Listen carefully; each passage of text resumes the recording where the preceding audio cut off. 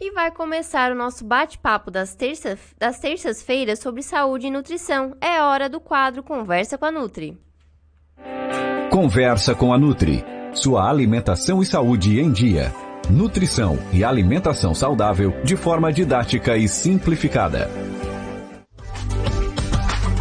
Hoje o tema da minha conversa com a Gláucia Coelho vai ser sobre dicas de trocas saudáveis que podemos fazer na nossa alimentação. Boa tarde, Gláucia, tudo bem? Boa tarde, Cristina. Tudo bem, e você? Por aqui tudo bem também, tudo certo. Que bom, Cristina. E Gláucia, para começar o nosso bate-papo, né? Como que nós podemos fazer essas trocas saudáveis, tanto na hora de cozinhar quanto de nos alimentar? Cristina, acho que são três pontos bem importantes. Tanto a escolha dos alimentos na hora da compra, quanto a escolha dos locais onde a gente decide se alimentar e também as formas de preparo quando a gente está preparando alguma coisa em casa. Quando a gente fala em escolhas dos alimentos, né, na hora da compra, às vezes eu trocar alguns alimentos que são super industrializados por alimentos mais in natura, onde eu decido me alimentar, né? Será que eu só tenho uma lanchonete onde só tem frituras ou eu encontro outro local que eu consigo fazer um café da manhã, por exemplo, mais adequado? Será que eu preciso ir num lugar onde eu vendo fast food ou eu consigo almoçar em um restaurante em buffet que eu consigo fazer escolhas melhores? Como que eu preparo esses alimentos em casa? Será que ao invés de fazer uma fritura, de repente eu não consigo fazer ele assado?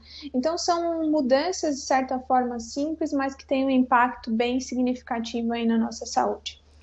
Inclusive, eu ia te perguntar, né? Quais são essas trocas nos alimentos que são primordiais que a gente faça essas substituições? Acho que o ponto mais importante, Cristina, quando a gente tenta trazer escolhas mais saudáveis para a vida das pessoas, é observar muito compra de alimentos ultraprocessados e tentar transformar essas compras em alimentos que passaram por minimamente um processo de industrialização ou alimentos in natura. Traduzindo aí para que quem está nos ouvindo ou nos assistindo consiga entender melhor. Vou citar um exemplo prático, né? Ao invés de comprar um extrato de tomate, onde eu tenho lá açúcar, algum aditivo químico, tomate, etc., eu posso optar por um alimento minimamente processado. O que é isso? É quando eu olho lá, às vezes, uma passata de tomate, um tomate pelado, ou até mesmo em sachê, onde tem lá na lista de ingredientes só tomate. Esse alimento ele até passou por um processo industrial para ficar mais fácil para a gente em casa. Mas ele não ganhou um monte de aditivo químico como bônus. Eu só tenho tomate ali. Então, isso é o que a gente chama de minimamente processado. Se alimentar melhor, não necessariamente é só comprar alimentos que eu tenho que preparar tudo em casa, mas fazer escolhas, olhar a lista de ingredientes, saber onde eu compro determinados alimentos para que essas escolhas sejam mais saudáveis. E quando a gente fala em alimento in natura, no caso eu compraria o tomate e faria o molho em casa, né? Só para a gente poder classificar melhor o que seria um ultraprocessado, um minimamente processado e um alimento in natura. Perfeito. E no caso das frituras, né, que nós sabemos que não são assim tão saudáveis, o mais indicado é que a gente substitua pelos grelhados e os assados? São opções boas, Cristina, mas eu acho que tudo que foge daquela fritura em imersão, né? Que eu tenha que colocar muita gordura, superaquecer essa gordura para preparar o alimento, tá valendo. Então, seja untar um pouquinho com óleo, fazer como se fosse um frito, mas mais para grelhado numa frigideira, seja assar esse alimento no forno, seja lá, às vezes, quem tem uma fritadeira elétrica em casa, fritar nesse formato, ou eu fazer refogado, ensopado, tudo que eu vou usar uma quantidade menor de gordura, de óleo para fazer o preparo desse alimento, vai deixar ele mais saudável. Perfeito. E no caso dos temperos prontos, tu até tinhas comentado alguma pinceladinha ali no começo. O ideal é que a gente substitua eles por ervas naturais, faça os nossos próprios molhos em casa. O que tu poderias nos aconselhar? Tudo que é de tempero pronto, Cristina, no sentido de caldos, aqueles tabletes de caldo industrializado, aqueles temperinhos em pó. A gente não pode falar o nome aqui, mas acho que quem está nos ouvindo consegue identificar o que é que eu estou falando. Todos esses alimentos, eles têm uma concentração muito grande de glutamato monossódico, que é excesso de sal. É um realçador de sabor que tem muito sódio na composição. E isso torna esse alimento muito ruim, pensando em saúde, por piora de saúde cardiovascular, pressão e entre outras coisas. Então, o que a gente pode fazer para minimizar esses danos de tempero pronto? Ou comprar no supermercado erva fresca, e que eu acho que isso nem sempre é viável, porque se tu não cozinhar sempre, às vezes isso estraga muito rápido. Quem tem hortinha em casa ou na sacada de casa pode cultivar o seu temperinho pronto, mas uma alternativa que eu gosto bastante são ervinhas desidratadas, tipo orégano, açafrão, cebolinha desidratada, pimentas, páprica, a gente tem uma gama grande de temperos desidratados, que são temperinhos naturais mesmo, que eu encontro tanto no supermercado, quanto eu consigo comprar isso a granel em loja de produto natural. Realço o sabor das minhas refeições, mas eu não tenho que colocar esse excesso de sódio que eu usaria quando eu vou comprar aí um caldo de galinha ou um mix desses temperos que a gente compra pronto. E realmente são super bons. Eu utilizo bastante na hora do preparo das comidas. Eles deixam um gostinho melhor. E não eu vou falar gostinho de industrializado, porque tem um gosto diferente quando a gente usa esses produtos mais naturais comparado aos outros, né, na verdade. E tu vai concordar comigo, Cristina, que parece que todos os alimentos que a gente prepara ficam com o mesmo gosto, porque eu tô sempre usando o mesmo tempero. Exato. E daí, quando eu uso temperinho natural, por exemplo, no arroz eu posso colocar um açafrão, ele já vai ficar com uma cara diferente. Na carne eu posso jogar ali um alho, uma cebola, uma páprica, vou fazer um legume e coloco um orégano. Então, realmente, eu realço o sabor desses alimentos, mas eu deixo cada preparação com sabor único, não fica aquela coisa de ter o mesmo gosto para tudo, né? Exatamente. E falando um pouquinho agora sobre os açúcares, como que a gente pode fazer essa substituição? Açúcar, tem 2 pontos que a gente tem que levar em consideração, Cristina. Independente da troca que eu faço, então se é um açúcar mascavo, se é um açúcar demerara ou um açúcar cristal, todos eles vão ter o mesmo poder adoçante. Então, se porventura quem está nos ouvindo precisa restringir açúcar por alguma razão, todos eles vão ter o mesmo impacto sobre o nosso açúcar do sangue. Agora, se não, eu uso açúcar de uma forma moderada, eu vou usar ele eventualmente para adoçar alguma coisa que eu queira fazer em casa, um bolo, algo assim. Então, usar um açúcar mascavo ou um açúcar demerara acaba sendo melhor, porque o que diferencia dele para um açúcar branco, por exemplo, é a quantidade de aditivo químico que eu tive, né, para fazer esse branqueamento, para sair daquela corzinha marrom ali do açúcar mascavo e chegar naquela cor branca que a gente conhece do açúcar refinado. Então, eu tive um potencial de refinamento menor. Então, esse açúcar mascavo ou um demerara acaba sendo um pouco mais saudável. Perfeito. E agora falando também sobre os alimentos enlatados, que a gente sabe que eles não são, né, saudáveis. Como que a gente pode fazer para substituir eles? Optar pelos congelados, por exemplo, no caso da ervilha. É uma boa opção ou não é indicado que a gente faça isso, né? É muito interessante essa pergunta, Cristina, porque às vezes a gente olha também para todos os enlatados achando que são todos muito ruins. E para uso eventual, dependendo do enlatado, a gente pode optar por ele. Mas daí eu preciso estar atento à lista de ingredientes. Quando eu olho, por exemplo, para um atum, para uma sardinha, para um grão de bico, um milho, uma ervilha, e se você notar que lá, por exemplo, aí do atum, eu só tenho a carne, um óleo para conservação e sal. Ele é um alimento que tem poucos ingredientes nessa lista, então eu posso intercalar esse alimento com outras fontes de proteína da minha dieta e eu não vejo grandes problemas com relação a isso. Mesma situação uma ervilha, às vezes se eu for lá olhar na latinha tem ervilha, sal e água.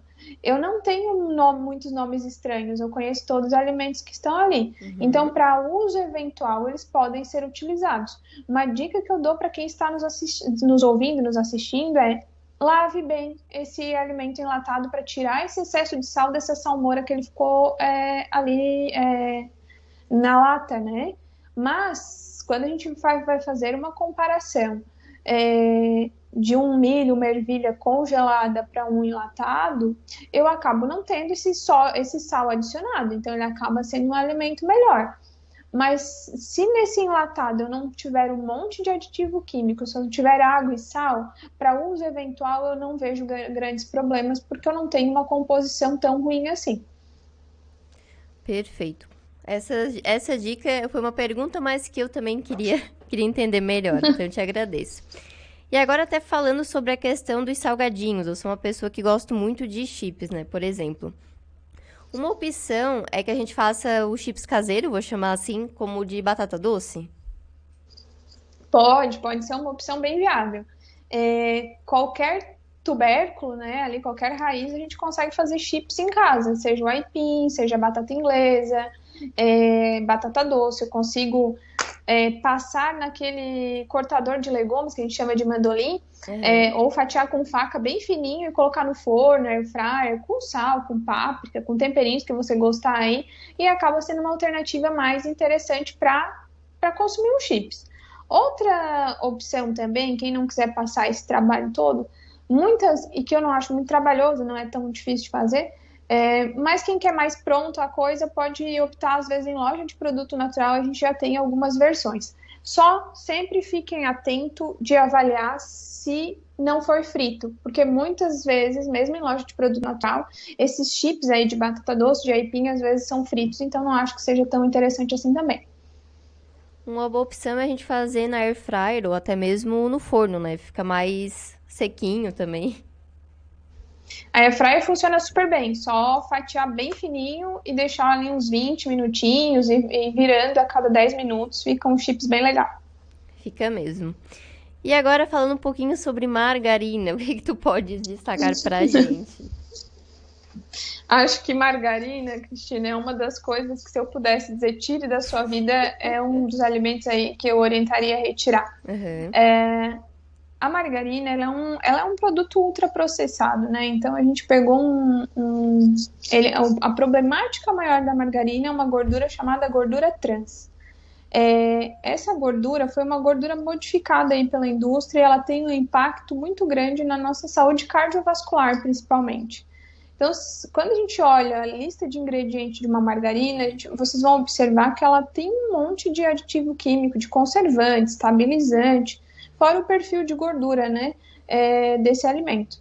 Então, para uso moderado, ainda sugiro que troque pela manteiga. A manteiga acaba, por ser só creme de leite e sal, ainda tem uma composição mais interessante para a saúde se for comparada à margarina. Obviamente, que tem que ser consumido com moderação, porque é uma gordura, é uma fonte de gordura também, e daí não pode consumir aí uma quantidade muito exacerbada. Com certeza, né? E até aproveitando, falando sobre esse viés e o óleo de cozinha, o mais indicado é que a gente substitua em algumas receitas pelo azeite de oliva, pela manteiga.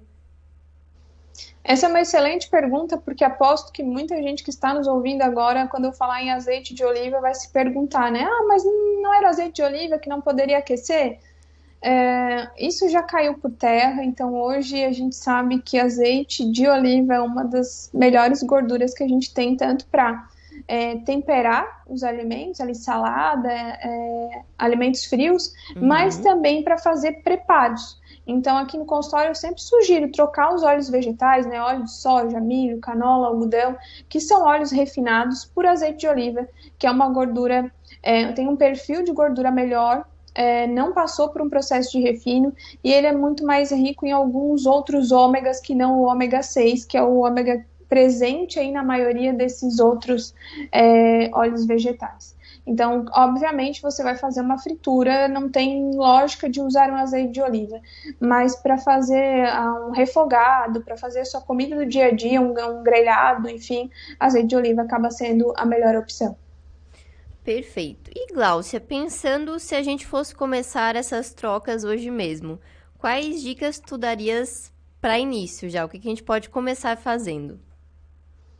Primeira coisa, Cristina, eu acho que coisa simples, né? Trocar o óleo, o tipo de óleo que você tem usado na sua casa. Então, vou substituir o meu óleo de soja por um azeite de oliva. Vou fazer essas trocas aí dos temperos. Então eu tenho muito hábito de ainda usar caldo de galinha, de carne, temperinhos prontos. Vou tentar começar a tirar isso e substituir por tempero natural. De repente, ao invés de ir para aquele setor muito dos biscoitos, das bolachas, que tal dar uma reduzida, né, no consumo desses produtos e tentar inserir mais fruta? Quando a gente olha, a praticidade dos dois é a mesma. Né? Em uma eu tenho que abrir um pacote, outra eu só tenho que higienizar, lavar ali rapidamente e consumir. Então, essas pequenas escolhas, às vezes, de repente, trocar o refrigerante que tem hábito de consumir diariamente, ou o suquinho em pó, né? Por um suco de fruta natural, ou até mesmo um suco de fruta integral. Hoje a gente já tem um monte de opção no mercado. Quando você olha a lista de ingredientes, só tem suco de laranja, só tem suco de uva, que acabam sendo muito mais nutritivos do que um refrigerante ou do que um suco em pó, que basicamente só tem açúcar ali. Então, essas pequenas inserção desses pequenos hábitos, né? Eu consumo, todas as minhas bebidas são adoçadas com açúcar.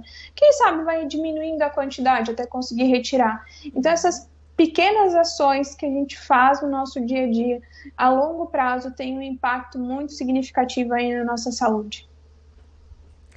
Gláucia, muito obrigada por todas as dicas para nos ajudar, né, a fazer essas substituições da nossa alimentação, até mesmo pensando no dia a dia. E te esperamos aqui na semana que vem. Muito obrigada, Cristina. Um abraço a todos e até terça que vem. Até mais. Bom restante de semana.